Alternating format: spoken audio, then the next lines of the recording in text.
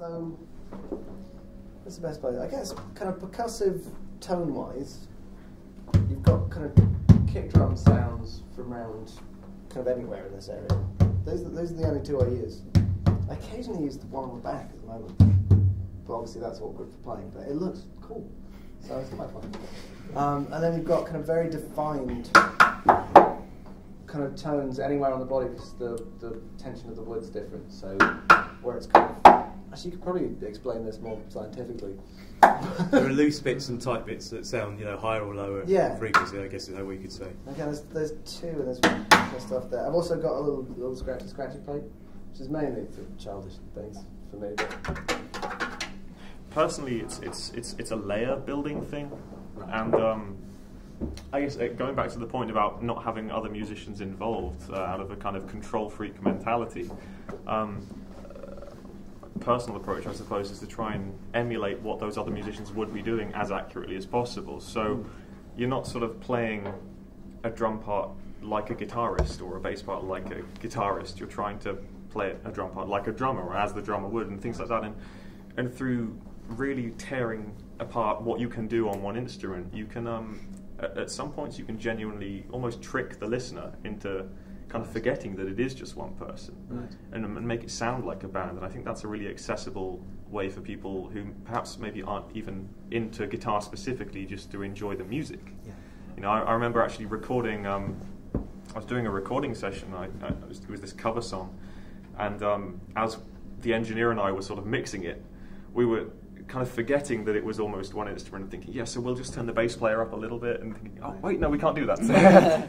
For me personally, I love arranging, I love covering songs, songs that I really enjoy, and it's sort of, every musician, every guitarist has that fantasy of going to see their favourite band, and their favourite band says, no, our guitarist has just had a horrible accident, we need you, to come up on stage. And that's kind of what it's like playing that music, because you are the drummer and the bassist and everything, and you're sort of, it's the next best thing to having the real band there on stage with you. I've always loved effects when I was playing the electric guitar, but with the acoustic guitar, it's actually kind of, I started out with just one microphone and one preamp, but I grew out from that into this 20-kilo setup of having your own mixer, and everything is, the whole system is side-chained actually. So you have the clean guitar and all these effects happening around it. It kind of grew out from having fun and necessity of making an interesting show for about 2 hours. Because you have to have a lot of colors and to keep it interesting. If you just, for me at least, maybe I'm just not good enough of a player to, just sit here silently and play and keep it interesting for such a long time. It's always about, basically, about the song. What works for that song. If you only have like beautiful fingerstyle pieces, you don't really miss, or you don't want to put any effects on it. But if something modern starts happening, you want to take it to another direction, and then you start adding effects. It's not a style in my head. It's a group of techniques that you use in your set to make it work for like a 2-hour set, rather than boring the hell out of people. Because people have I have a short attention span, and you need to spark people's imagination, and it's a complete compositional thing. And I think it's actually quite a shame sometimes when it gets grouped into a style, because I think all of us here are actually vastly different, in how we sound, but we all use progressive techniques. But it's musical common sense to hit it in some way to bring the best out of it. It's logic.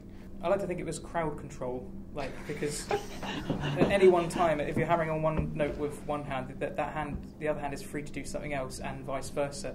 So I always think of any note I'm playing, there's an opportunity to do something else. So I maybe write slightly over intensely with the music. To build things up. And Yeah. To do things. It's a slightly unmusical approach, which I'm kind of slightly inspired by just streamlining it a bit and just doing layers. Actually, really, my background music. Well, yes, hardcore music. You've got a very sort of traditional classical background, so it's interesting you've come out of that and onto this track. Kind of abandoned the actual musical approach to it. It's like a chaotic cloud of limbs. One of the big things about percussion or progressive modern performing guitar, whatever, is an electroacoustic style to some extent, because of pure economics. If you're going to play acoustic guitar to an audience and make any money, they're not very loud. So everyone ends up amplifying, and also that's actually allowed people to exaggerate the percussion elements. So an awful lot of people, when they're learning the percussion style, break their guitar because they're not plugged in with a mic. They have no microphone or anything inside the guitar, and they're hitting their guitar so hard to make it sound loud. You heard Newton playing there, and you could hear all the hitting and stuff. He's a hard player compared to some people, and he can do it acoustically. But he broke one of your guitars doing it acoustically, didn't you? Yeah, no, I have. Yeah. But that was because you were hitting it harder than normal. I was thrown into something. It was something an unusual situation. Yeah, I actually remember. It's Boris Johnson. It was involved. bloody Boris Johnson. Bloody Boris. I was suddenly thrown into this thing where I was playing. It was like round the back of London Bridge Station. There was loads of news crews there. Boris Johnson was there, and I was playing to, and there was quite a few people there, and I was very aware that they couldn't hear me at all over the sounds of traffic and people fighting and children crying and trains. So I felt it go, and I was just it was more circumstantial. Strangely enough, that was for a competition, the busking competition. Was that? That I went into actually, because I just started my masters and I had no money to pay my masters. So the prize was a busking license to busk on the underground. I came third in the competition, but the two groups that came first were all trios, and health and safety means they can't actually busk on the underground. So they gave the first prize to me.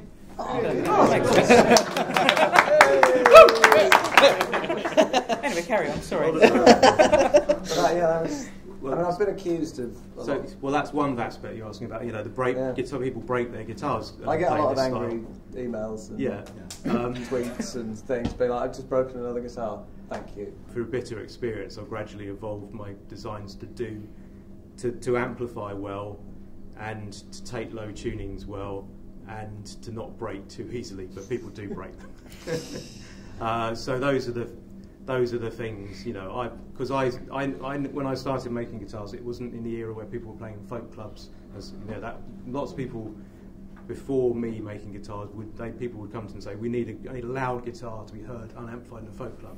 No, and I very rarely build for that market. So most people are coming to me and saying, I need a guitar that I can do in these tunings and it will amplify well and I'll record well. And so volume and power and stuff. I mean, I don't try and make my guitars quiet, but I don't care too much if they're really loud or not. I'm more looking for qualities that will work for people in a modern setting. Like the percussion, especially the kind of subs and the kick and stuff, is huge. I mean, I broke. What was it? It was one of the. It was the loudness. It was actually Union Chapel. I was told off in my sound check because I was in danger of collapsing the building. Apparently, I went over. Guitar. Yeah, with one guitar, just tapping it quite gently. I was going over the kind of dB regulations for architectural reasons. It was brilliant.